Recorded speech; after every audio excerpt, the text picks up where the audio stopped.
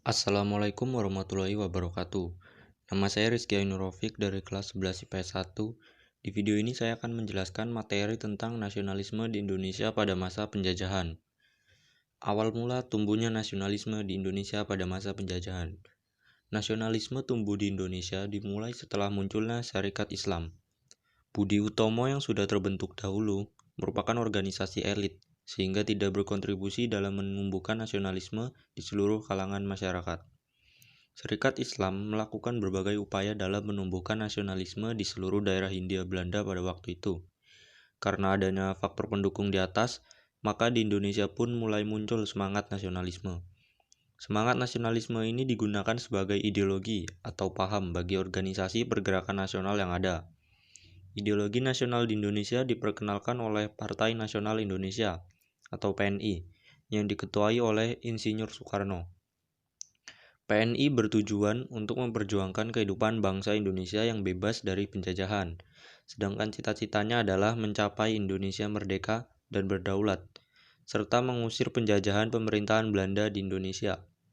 Dengan nasionalisme dijadikan sebagai ideologi, maka akan menunjukkan bahwa suatu bangsa memiliki kesamaan budaya, bahasa, wilayah, serta tujuan dan cita-cita, sehingga akan merasakan adanya sebuah kesetiaan yang mendalam terhadap kelompok bangsa tersebut. Terbatasnya lembaga pendidikan tinggi di Hindia Belanda pada awal abad ke-20 mengakibatkan kaum terpelajar berdatangan ke Belanda untuk melanjutkan pendidikannya.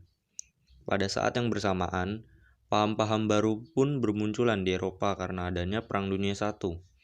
Hal ini membuat para pelajar Indonesia diperkenalkan pada suatu paham mengenai kesetaraan, nasionalisme, dan demokrasi yang menyadarkan mereka bahwa negara terjajah harus berjuang merebut kemerdekaannya.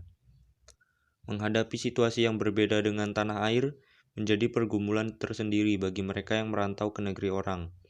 Perasaan senasib inilah yang mendorong para pelajar di Belanda mendirikan sebuah perhimpunan yang akhirnya berkembang menjadi organisasi pergerakan nasional, yaitu Perhimpunan Indonesia. Perhimpunan Indonesia merupakan organisasi pertama yang menggunakan istilah Indonesia. Hal ini memperlihatkan dirinya sebagai organisasi radikal yang menuntut Indonesia untuk merdeka. Berbeda dengan organisasi pergerakan nasional lainnya, Perhimpunan Indonesia memiliki pandangan yang berbeda. Perhimpunan Indonesia memiliki pandangan yang lebih maju. Jika Budi Utomo mengutamakan kesejahteraan kaum Jawa dan Syarikat Islam mengutamakan pedagang Muslim, Perhimpunan Indonesia menyadari bahwa bangsa Indonesia adalah bangsa yang satu. Lahirnya nasionalisme di Indonesia pada masa penjajahan dipengaruhi oleh beberapa faktor, antara lain 1. Adanya penjajahan yang mengakibatkan penderitaan rakyat. 2. Adanya kenangan akan kejayaan masa lalu seperti Kerajaan Sriwijaya dan Majapahit. 3. Munculnya kaum intelektual yang menjadi pemimpin pergerakan nasional. 4. Adanya diskriminasi rasial. Dampak dari nasionalisme di Indonesia. Pengaruh yang diberikan Perhimpunan Indonesia cukup besar, baik di dalam negeri maupun luar negeri. Banyak organisasi pergerakan nasional di Indonesia yang mendapatkan inspirasi dari Perhimpunan Indonesia. Contohnya, Perhimpunan Pelajar-Pelajar Indonesia, PPPI, Partai Nasional Indonesia, PNI, dan JONG Indonesia, Pemuda Indonesia. Walaupun perjuangan yang dilakukan bersifat internasional, dampaknya juga dirasakan dalam lingkup nasional. Itu saja yang bisa saya jelaskan di video ini. Kurang lebihnya saya mohon maaf.